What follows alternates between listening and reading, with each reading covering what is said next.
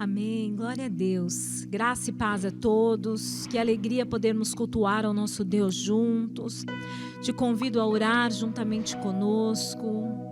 Fecha os teus olhos, põe o teu pensamento em Jesus e convida Jesus para este tempo em que passaremos juntos, meditando em sua rica e poderosa palavra. Pai, nós te agradecemos, Senhor, por esta noite.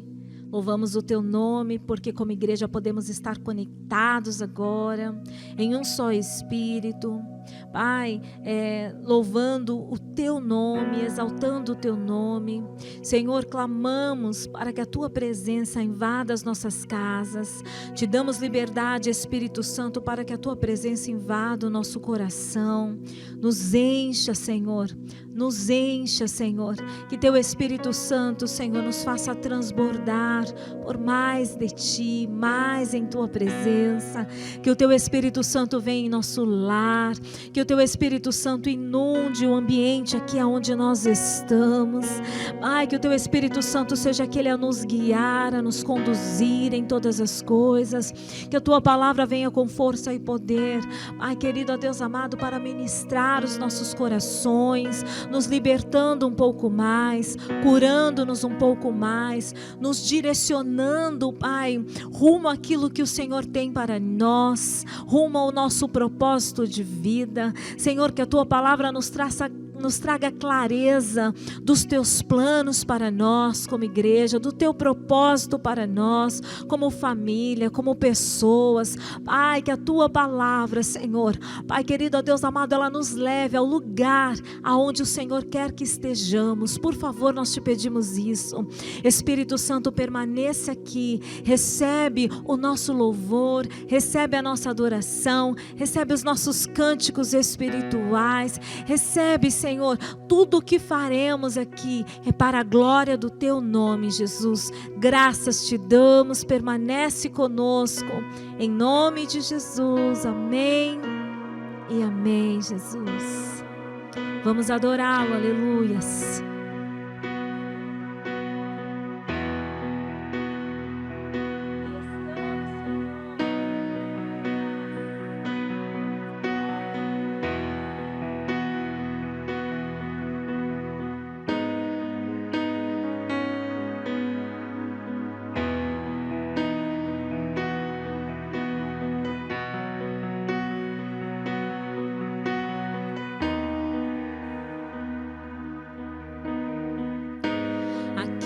Estamos, Deus, diante do trono da graça.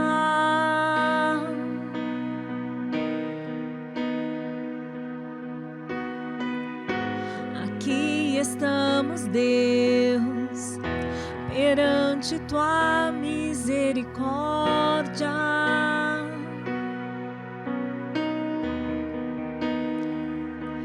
Eu posso ouvir relâmpagos e sentir trovões. Eu posso ouvir as vozes que procedem do teu trono. 24 anciãos se prostram e lançam tuas coroas aos teus pés. E os seres viventes proclamam dia e noite, noite e dia, só uma palavra pra dizer, só uma palavra pra descrever, só uma palavra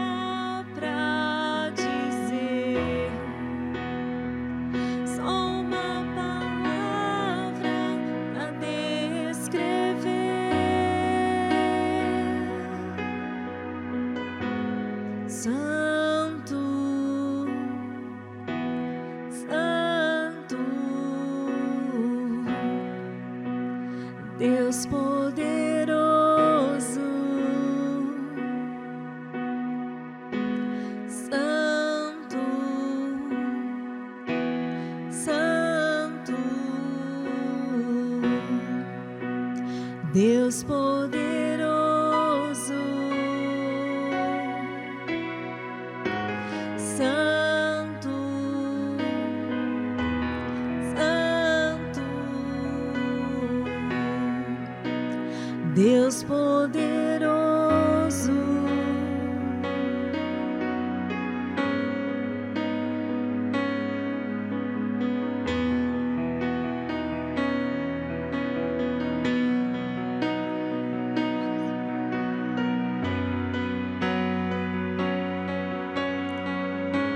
aqui estamos, Deus, diante do trono da graça.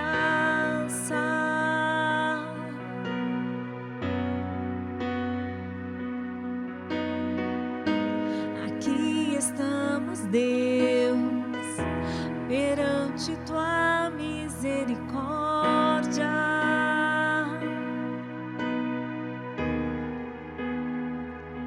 Eu posso ouvir relâmpagos e sentir trovões.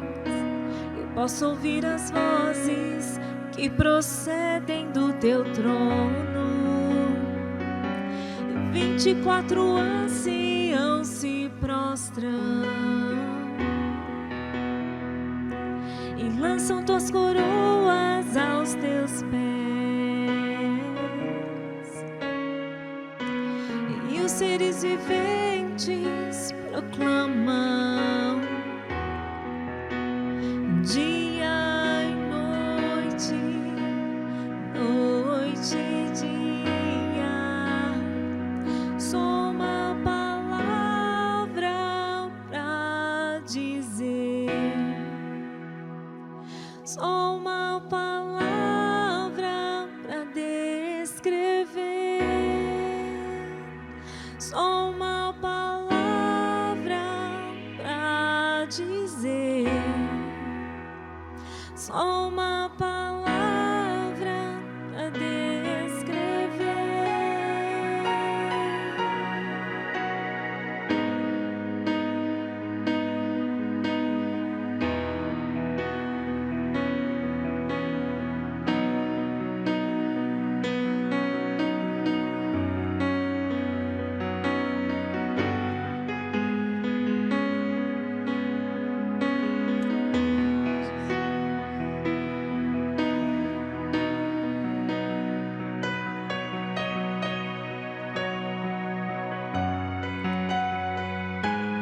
Santo,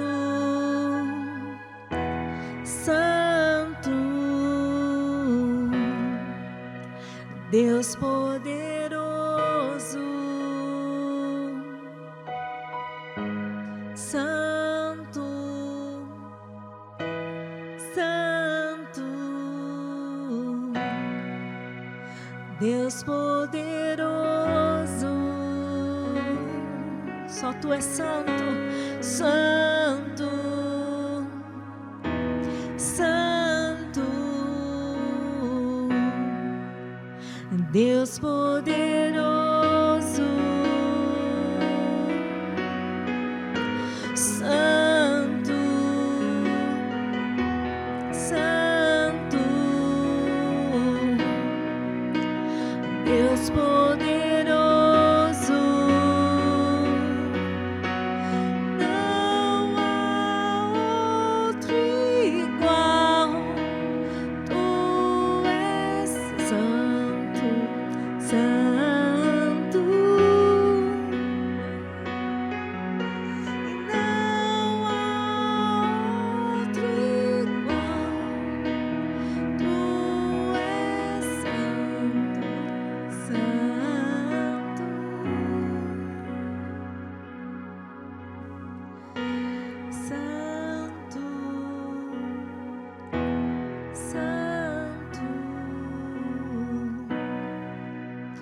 Deus poderoso,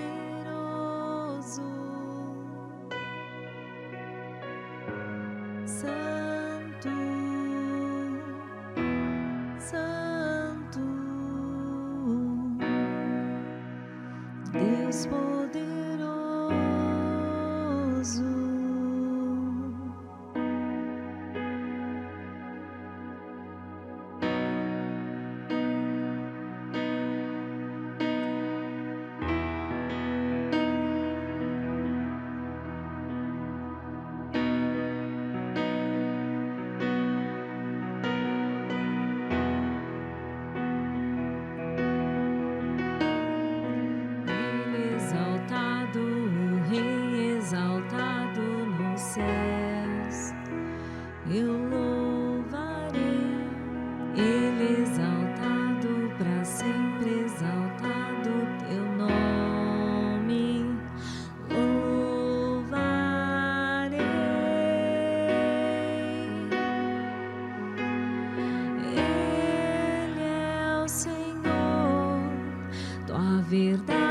vai sempre reinar. Terra e céus glorificam teu santo nome. Ele exaltado, o Rei exaltado nos céus.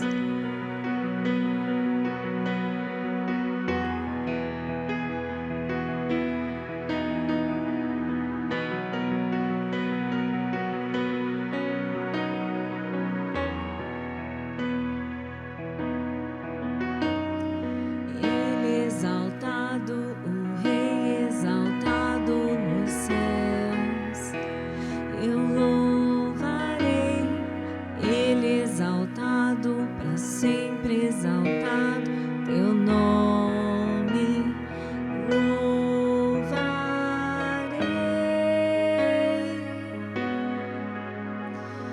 Ele é o Senhor, tua verdade vai sempre reinar.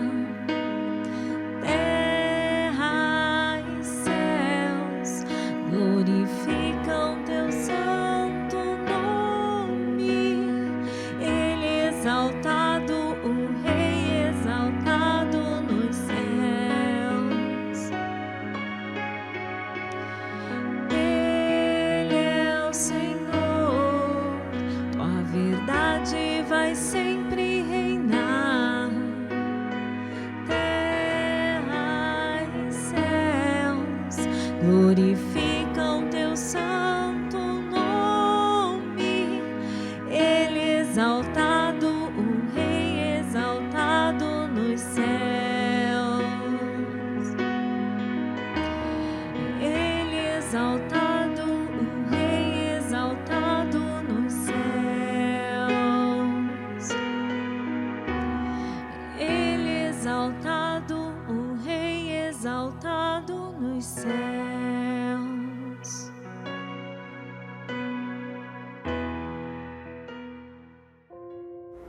Olá, irmãos, que a graça e a paz de Jesus esteja contigo, presente na sua história, na sua ocasião, te trazendo contentamento, te trazendo alegria e promovendo a você toda a direção para você prosseguir os próximos passos na sua caminhada com Jesus. Estamos muito gratos por estarmos aqui e podermos uma vez mais adorar o Senhor, exaltar o seu santo nome, glorificá-lo na beleza da sua santidade e poder, através da palavra de Deus, encontrar caminhos para dar os próximos passos nessa jornada desafiadora que temos pela frente. Uma jornada desafiadora, mas que ao mesmo tempo temos a certeza e a garantia de que Jesus estará conosco, porque Ele mesmo afirmou que estaria conosco todos os dias até a consumação dos séculos. Eu quero falar no culto de hoje sobre a vida para a qual fomos chamados.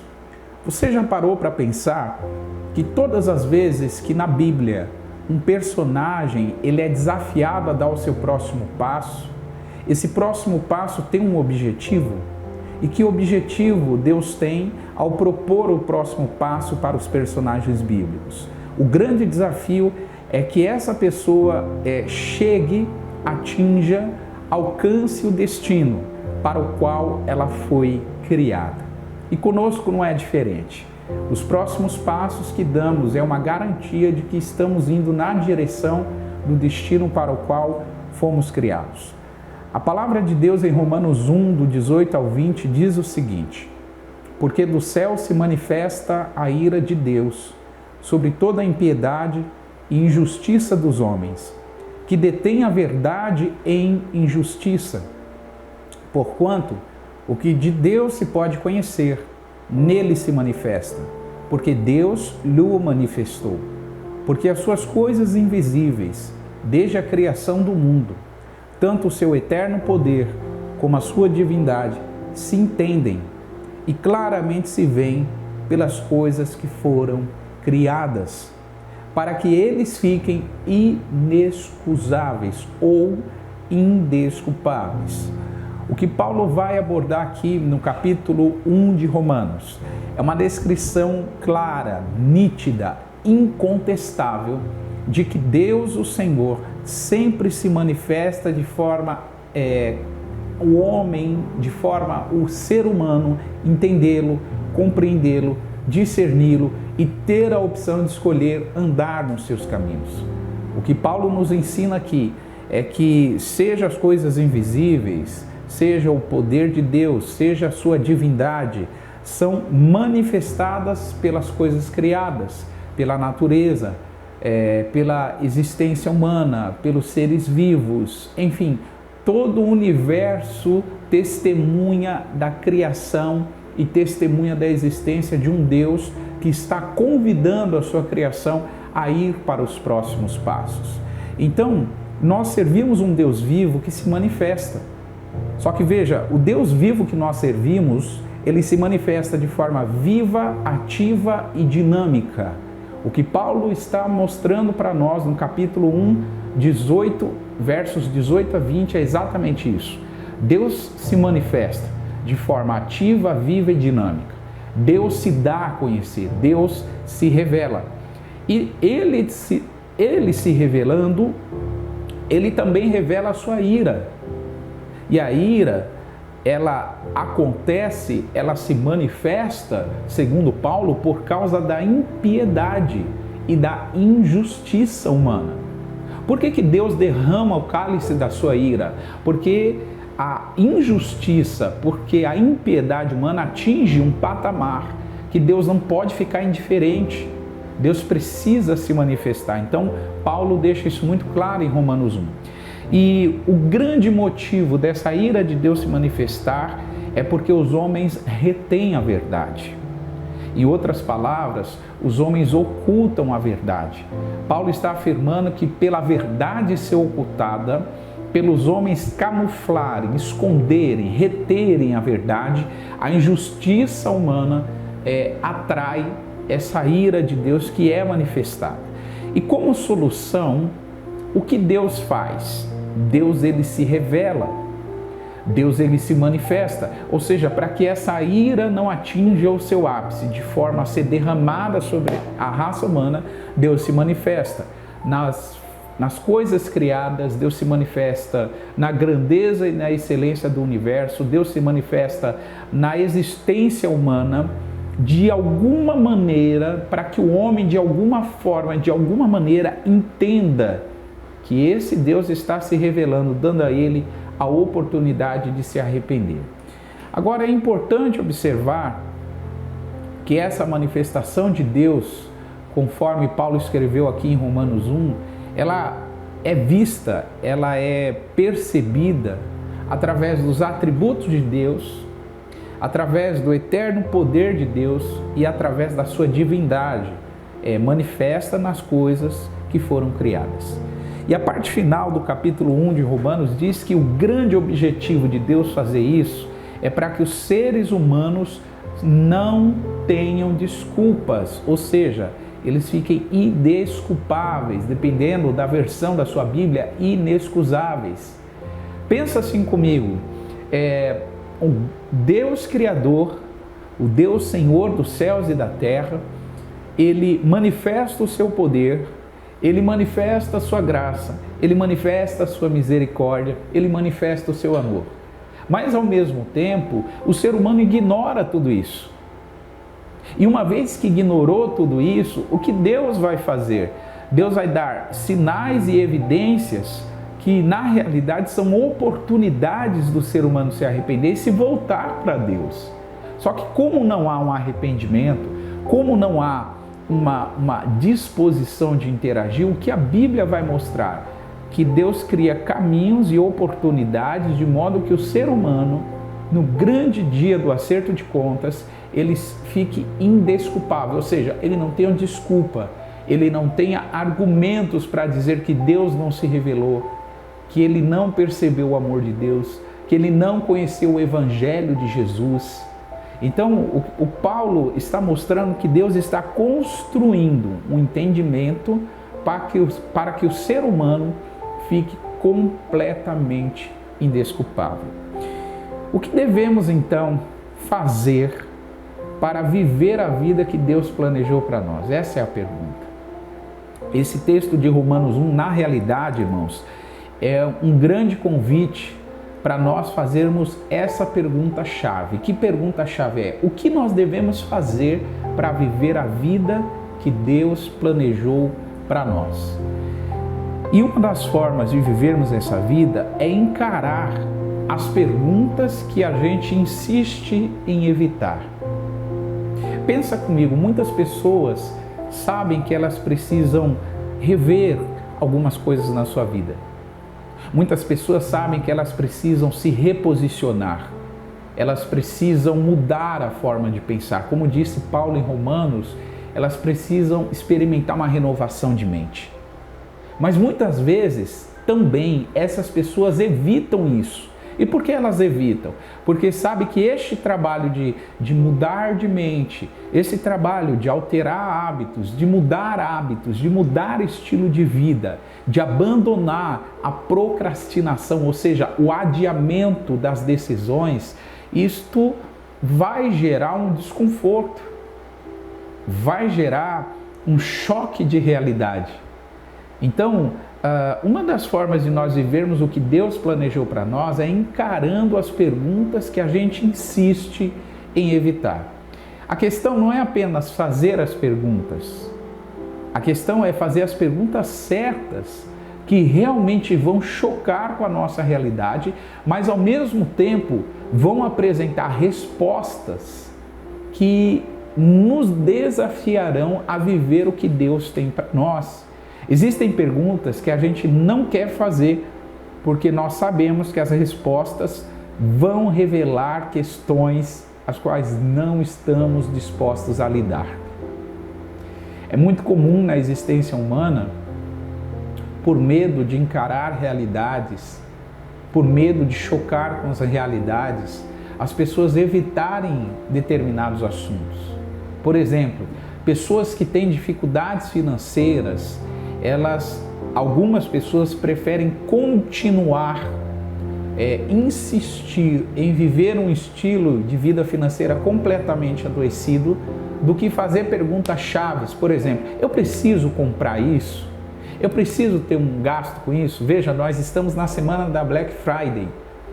Nós estamos na última semana de novembro, uma semana que aqui no Brasil, de norte a sul, de leste a oeste, chove propagandas, informes publicitários de que nós precisamos aproveitar os descontos da Black Friday. Mas a pergunta é, será que nós realmente precisamos comprar coisas novas? Será que realmente precisamos ter uma TV nova em nossa casa? Um celular novo? Será que realmente precisamos ou o que nós já temos é funcional, dá para a gente continuar utilizando? Percebe? Então, essas perguntas chaves que fazem a gente entrar em contato com a nossa realidade e fazem a gente chocar com a nossa realidade, são questões que, na maioria das vezes, as pessoas não estão dispostas a lidar. E elas evitam. Eu dei o exemplo aqui da vida financeira, mas isso acontece nos relacionamentos, isso acontece na vida profissional, isso acontece na saúde, isso acontece em todas as áreas das nossas vidas. Então, qual é o benefício de eu abordar todas as áreas da minha vida, buscando entender em Deus quais são os próximos passos, buscando entender que esses próximos passos me levarão para um destino? Quais são os benefícios? Quando a gente aborda a sinceridade e a verdade com uma visão da palavra de Deus, com uma visão bíblica, nós destravamos a vida abundante que Jesus nos prometeu. Isso é lindo, gente. Em João capítulo 10, versículo 10, está escrito que o ladrão vem senão a roubar, matar e destruir. E Jesus disse, eu vim para que tenham vida e tenham em abundância. Jesus nos prometeu vida abundante. O que isso significa? Essa expressão vida abundante no original grego é zoe.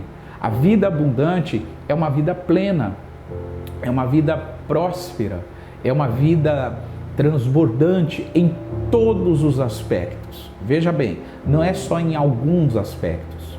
Porque algumas pessoas acham que ter vida abundante é só ter uma saúde em ordem. Outros acham que ter vida abundante é só ter a vida financeira em ordem, próspera. Outros acham que ter a vida abundante é ter uma família feliz, um casamento feliz. Quando na realidade a vida abundante, a vida Zoe, que Jesus fala em João 10:10, abrange todas as áreas da nossa vida e não alguns aspectos dela. Então, eu quero te mostrar que como filhos de Deus, nós servimos um Deus que é incrível, um Deus que é poderoso, um Deus que os atributos dele é a soberania, é o poder, é o amor, um Deus que é misericordioso. Então, veja, se nós servimos esse Deus é o nosso Pai, a gente deveria viver uma vida abundante, uma vida extraordinária. Você concorda comigo? Se esse Deus das Escrituras é o Deus que nós servimos, esse é o Deus que nós amamos, Ele é o nosso Pai. A palavra diz que Ele não nos deu um espírito de escravidão. Em Romanos 8 está escrito que Ele nos deu o espírito de adoção, pelo qual podemos chamá-lo de Abba Pai. Então, se Ele é o nosso Abba, se Ele é o nosso papai querido, se Ele é o nosso Deus, a gente deveria viver uma vida extraordinária. Porque a gente recebeu de Deus a sua natureza divina. Está escrito em Gênesis 1:26 que fomos criados à sua imagem e semelhança. Isso significa que algum aspecto da natureza espiritual, da natureza de Deus, foi compartilhada conosco. Recebemos dele o seu caráter altruísta, ou seja, se a imagem e semelhança de Deus está em nós, nós temos condição de não sermos egoístas, de sermos altruístas, de pensarmos e nos movimentarmos em amor na direção do próximo. E nós recebemos de Deus amor incondicional e perdão. Ou seja, nós fomos amados e perdoados, e por causa disso nós temos condição de oferecer amor, de oferecer perdão. Então a gente recebe de Deus a natureza dele, o caráter altruísta dele, o amor dele e também o seu perdão. Então, eu quero te estimular a pensar comigo que uma vida abundante é uma vida de alegria, de paz. É uma vida onde o poder sobrenatural está ativo na nossa existência. É uma vida de vigor, de saúde, de segurança, de estabilidade. Agora, a gente precisa fazer algumas perguntas para checar se nós estamos indo na direção desta vida que Deus destinou para nós. E eu quero, nessa ocasião, compartilhar com vocês 4 perguntas que vão nos ajudar a entender se nós estamos indo nessa direção. Número 1, estamos vivendo e compartilhando a mensagem do Evangelho? Primeira pergunta-chave, estamos vivendo e compartilhando a mensagem do Evangelho? Em Atos capítulo 19, verso 9 está escrito: mas como alguns deles se endurecessem e não obedecessem, falando mal do caminho perante a multidão, retirou-se deles e separou os discípulos, disputando todos os dias na escola de um certo tirano. E durou isto por espaço de 2 anos, de tal maneira que todos os que habitavam na Ásia, pega bem essa expressão, todos os que habitavam na Ásia, ouviram a palavra do Senhor Jesus, assim judeus como gregos. Veja que extraordinário. A primeira pergunta que a gente deve fazer é se estamos vivendo e compartilhando a mensagem do Evangelho. E quando fala de viver e compartilhar, um exemplo extraordinário aparece aqui em Atos 19, quando o apóstolo Paulo, ele passou 2 anos compartilhando a vida cristã, compartilhando a palavra de Jesus ali na escola de um certo homem chamado Tirano. E nessa escola, Paulo passou 2 anos ali compartilhando de tal modo que toda a Ásia ouviu a palavra de Jesus naqueles dias. Olha que interessante, toda a Ásia conheceu o Evangelho de Cristo, conheceu as boas novas em Jesus. Então, Primeira pergunta que a gente deve fazer para checar se estamos indo na direção do que Deus tem para nós é: estamos vivendo e compartilhando a mensagem do Evangelho? Veja, 2 anos foram suficientes para Paulo compartilhar o Evangelho em toda a Ásia. Estamos compartilhando o Evangelho na nossa Ásia? Estamos vivendo o Evangelho na nossa Ásia? Veja, a tua posição de trabalho é um campo missionário. Você não é vendedor, ou gari, ou pintor, ou engenheiro, ou advogado. Não, você é um discípulo de Jesus, compartilhando a vida cristã e o Evangelho de Jesus como advogado, como gari, como pintor, como vendedor. Então, o nosso trabalho é um campo missionário. O nosso trabalho, o nosso local de estudo é um campo missionário. Você não está na faculdade apenas estudando. Você está na faculdade como discípulo de Jesus, vivendo e anunciando o Evangelho de Cristo e, como consequência, terminando o período dos seus estudos, você vai ter um diploma. Isso é fantástico.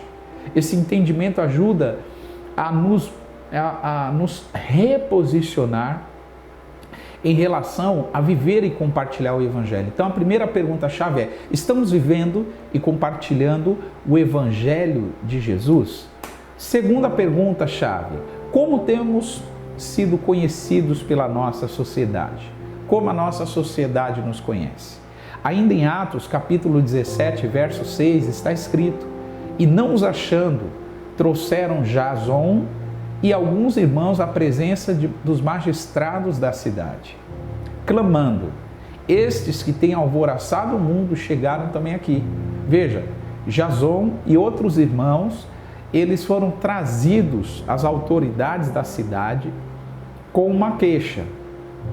E qual era a queixa para as autoridades? Esses discípulos de Jesus que têm alvoroçado o mundo, que têm trazido a nova mensagem de boas novas de Jesus no mundo, chegaram também aqui, né? Então, como é que os discípulos, junto com Jason e outros discípulos, foram conhecidos naqueles dias? Como pessoas que alvoroçavam o mundo, como pessoas que eram uma ameaça a um sistema corrupto existente, como pessoas que eram uma ameaça ao sistema ideológico existente.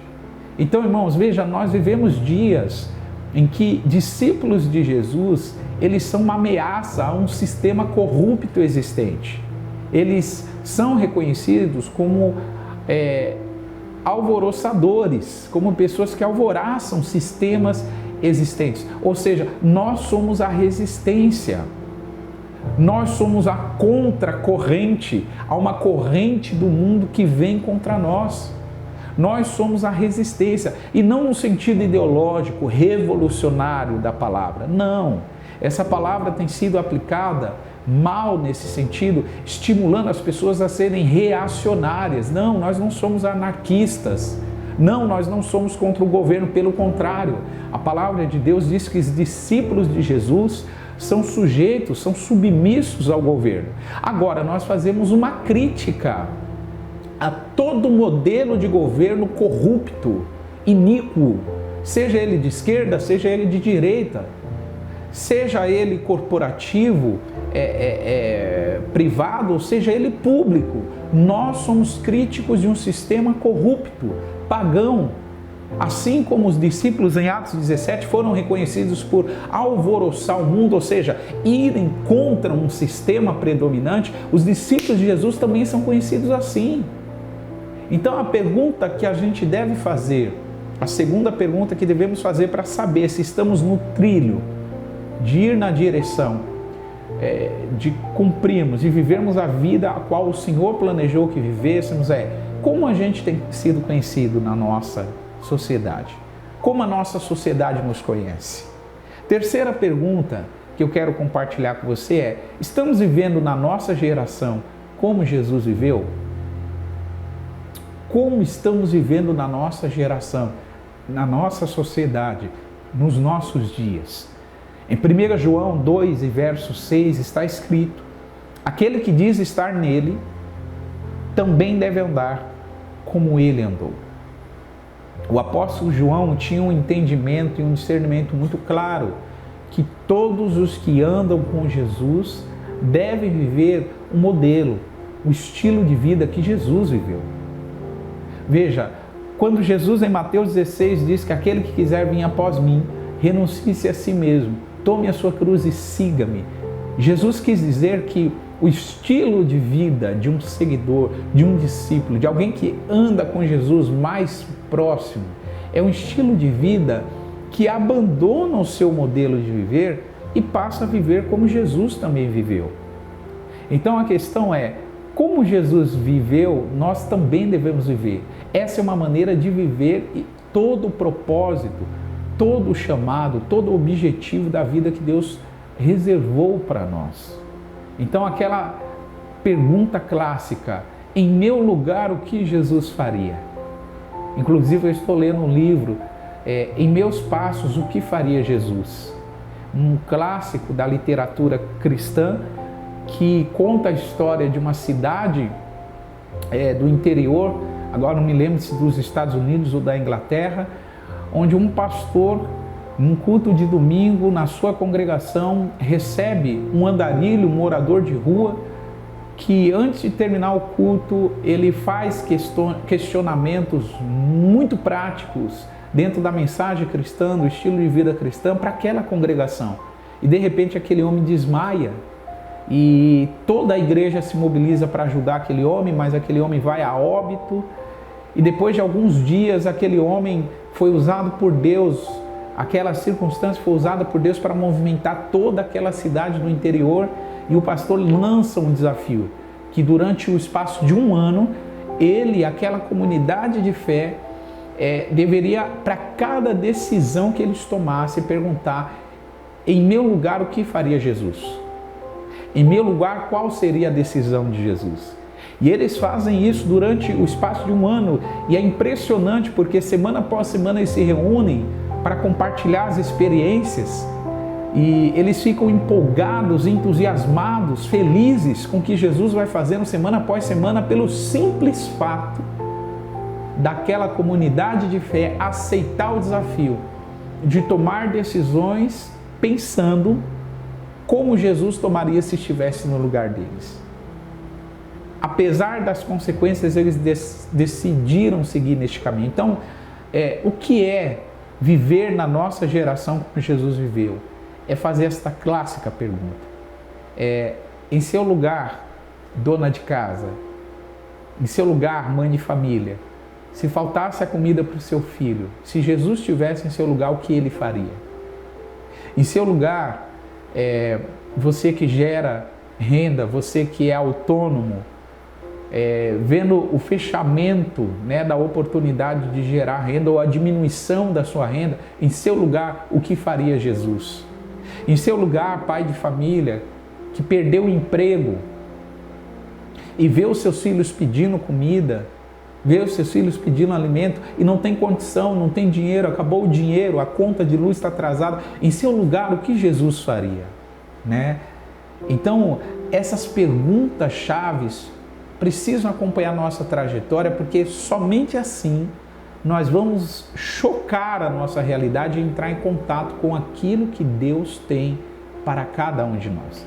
A quarta e última pergunta-chave que eu quero compartilhar nessa ocasião é: temos testemunhado sobre a transformação que o Evangelho gerou em nós? Estamos testemunhando a transformação, a mudança que o Evangelho gerou em nós? Está escrito em Atos 4, 33 e 34, que os apóstolos davam, com grande poder, testemunho da ressurreição do Senhor Jesus. E em todos eles havia abundante graça. Não havia entre eles necessitado algum, porque todos os que possuíam herdades ou casas, vendendo-as, traziam o preço do que foi vendido e o depositavam aos pés dos apóstolos. Esse texto mostra o amor prático que a igreja primitiva vivia. Esse texto revela para nós a sintonia de amor, de comunhão que aquela comunidade de fé do primeiro século viveu. Ou seja, uma igreja que dava testemunho de poder da ressurreição de Jesus Cristo. Uma igreja que dava testemunho de que eles tinham a graça abundante sobre eles, ou seja, eles viviam a vida abundante que Jesus prometeu em João 10:10. Essa igreja, ela entrava em contato com os necessitados que faziam parte dela. E os necessitados não ficavam na mesma condição. A palavra de Deus diz que aqueles que tinham 2 propriedades ou mais propriedades vendiam, traziam o recurso aos pés dos apóstolos e eles compartilhavam em igual para todas aquelas pessoas. Esse texto é maravilhoso, porque ele mostra que nós precisamos, assim como a igreja primitiva, testemunhar da transformação que o Evangelho gerou em nós. Veja, se o Evangelho nos transformou, esse Evangelho tem um poder de transformar o nosso entorno.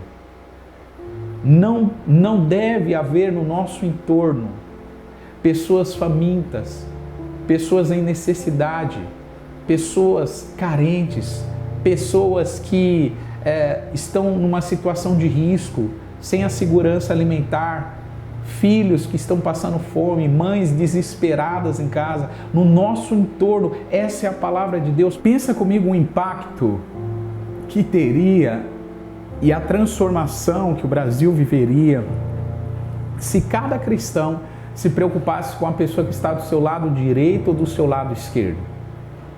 Cada pessoa que soubesse que um vizinho está com a conta de luz cortada, está correndo o risco de perder o abastecimento de água, está com fome e levasse uma cesta básica ou alguns produtos de necessidade de higiene, de limpeza. Pensa comigo, se cada cristão brasileiro se preocupasse com o seu vizinho da esquerda ou da direita, a gente ia viver uma revolução no nosso país. A gente ia viver uma grande transformação em nosso país. Hoje nós damos graças a Deus por cada instituição, por cada igreja que se movimentou no meio da pandemia para ajudar, para apoiar, para suprir as necessidades. Cada iniciativa individual, teve pessoas que foram servir sopa na rua, teve pessoas que entregaram cestas básicas, teve pessoas que entregaram kits de limpeza, kits de higiene. Pensa comigo, se esse movimento ganhar uma escala maior e a maior parte, a grande maioria dos cristãos brasileiros pudessem manifestar esse amor, o nível de transformação que a gente viveria nesse país. Então, a pergunta-chave que a gente deve fazer, quarta e última pergunta-chave que devemos fazer em relação a seguir na direção do que Deus tem para nós temos testemunhado sobre a transformação que o Evangelho gerou em nós? E como é que é o testemunho? Atos 4, 33, 34 revela isso. Com poder, com graça abundante, suprindo necessidades daqueles que estão ao nosso redor.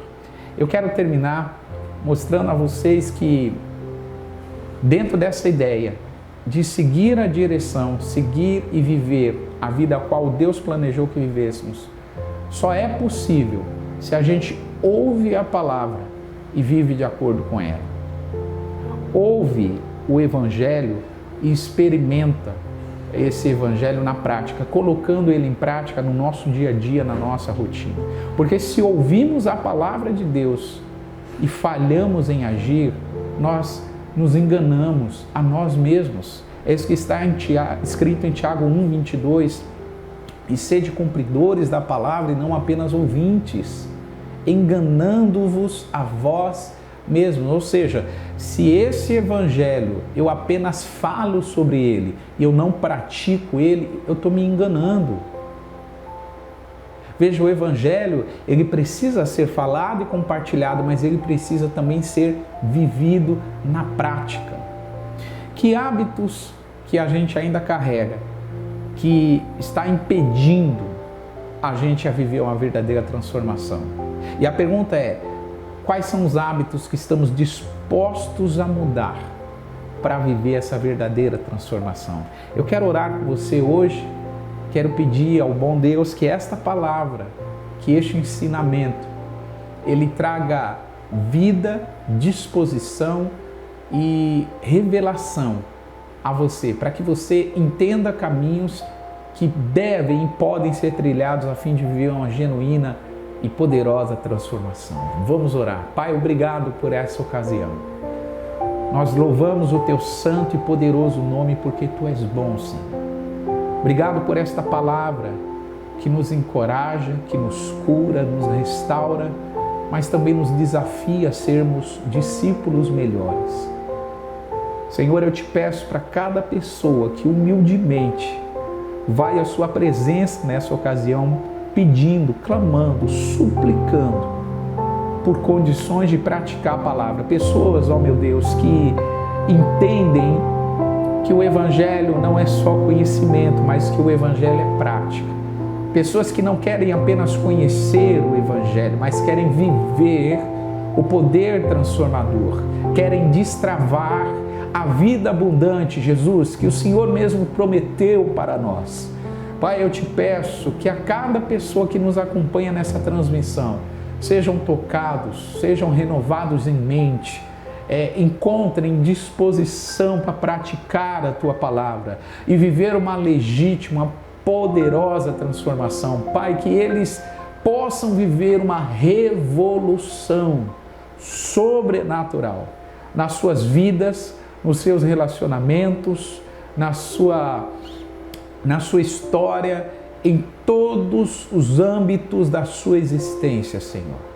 Nós te damos graças por esta palavra, louvamos e honramos Teu nome, oramos e concordamos com a vitória que só o Senhor nos garante. Muito obrigado, Pai. Oramos e te agradecemos em nome de Jesus. Amém, amém, graças a Deus. Que essa palavra tenha sido de cura, de restauração, de vida, de encorajamento, mas também de desafio. Uma das características da profecia, que é a palavra, é exortar, consolar e edificar. Exortar fala sobre encorajamento, edificar fala sobre construção, consolar fala sobre trazer paz, trazer consolo para as circunstâncias difíceis que a gente vive. Sabe, que a palavra de Deus gere consolo ao teu coração, que a palavra de Deus gere edificação ao teu coração, que a palavra de Deus gere um encorajamento, um desafio novo de vida para você. Que essa vida Zoe que nós aprendemos aqui seja destravada na tua vida pela tua disposição de obedecer a palavra de Jesus e não apenas de ouvir. E é por obedecermos a palavra que queremos, nessa ocasião, com muita alegria, fazer uma entrega ao Senhor. Fazer uma entrega dos nossos dízimos, fazer uma entrega das nossas ofertas. Nós estamos num formato de culto online, mas podemos sim fazer isso com muita alegria, com muito desprendimento, com muito amor, com muita generosidade. Existem muitas palavras que acompanham este momento, mas eu prefiro ficar nessas. Alegria, desprendimento, generosidade. Que você possa ofertar ao Senhor, que você possa semear com amor e com gratidão em tudo que Deus tem feito. Vai aparecer os nossos dados bancários aqui na tela e vai aparecer também o nosso QR Code. Você pode aproximar o seu celular do seu canto esquerdo da tela e ali ler o QR Code e gerar um boleto com uma data de vencimento da sua preferência, na qual você pode contribuir com amor. Vamos fazer isso com gratidão e nós queremos orar, consagrando as nossas entregas ao Senhor. Querido Deus, obrigado por mais uma vez nos dar o privilégio de semear no Teu reino. O Teu reino jamais poderá ser abalado. O Teu reino é eterno. E nós, o Teu povo que amamos o Senhor, que amamos a Tua obra, semeamos com desprendimento, com generosidade, com alegria. Consagramos a Ti as nossas ofertas, consagramos a Ti o nosso dízimo.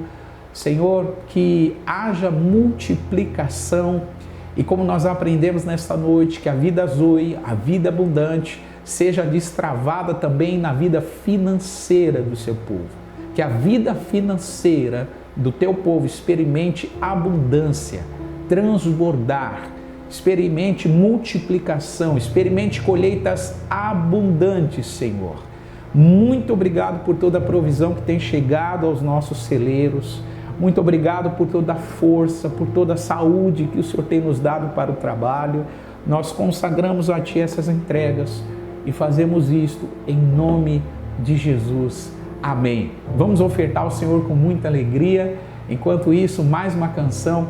Nós vamos adorar o Senhor com mais uma canção, entronizá-lo, e nós nos vemos, querendo Deus, na próxima transmissão. Grande abraço a todos, fiquem na paz.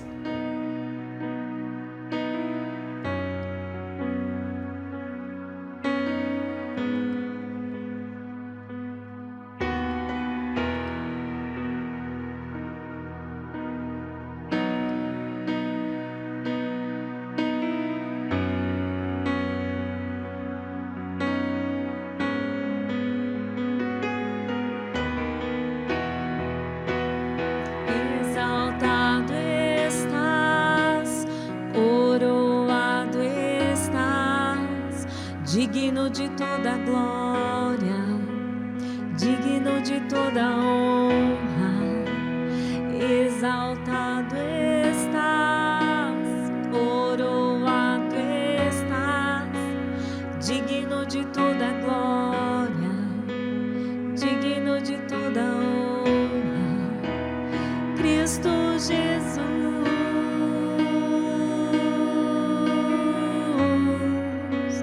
Cristo Jesus,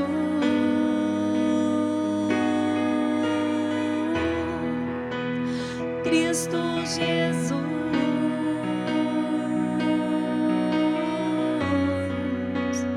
Cristo Jesus.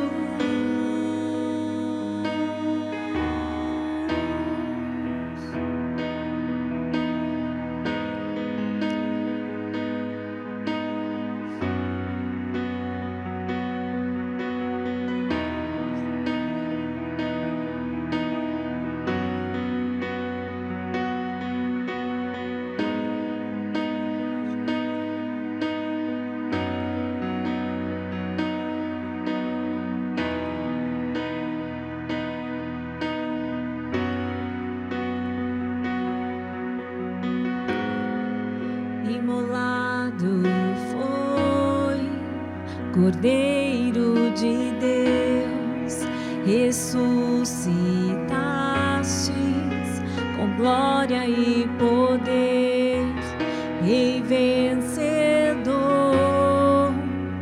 Alfa e Ômega, o grande eu sou. Em breve voltará.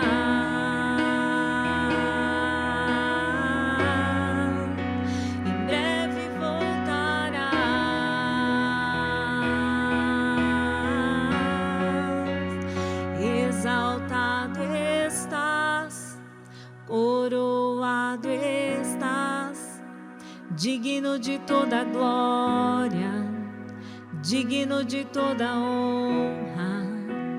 Exaltado estás, coroado estás, digno de toda glória, digno de toda honra.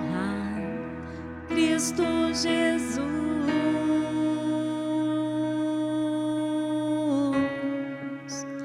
Cristo Jesus,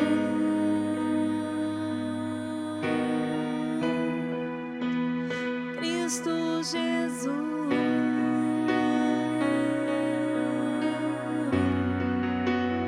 Cristo Jesus.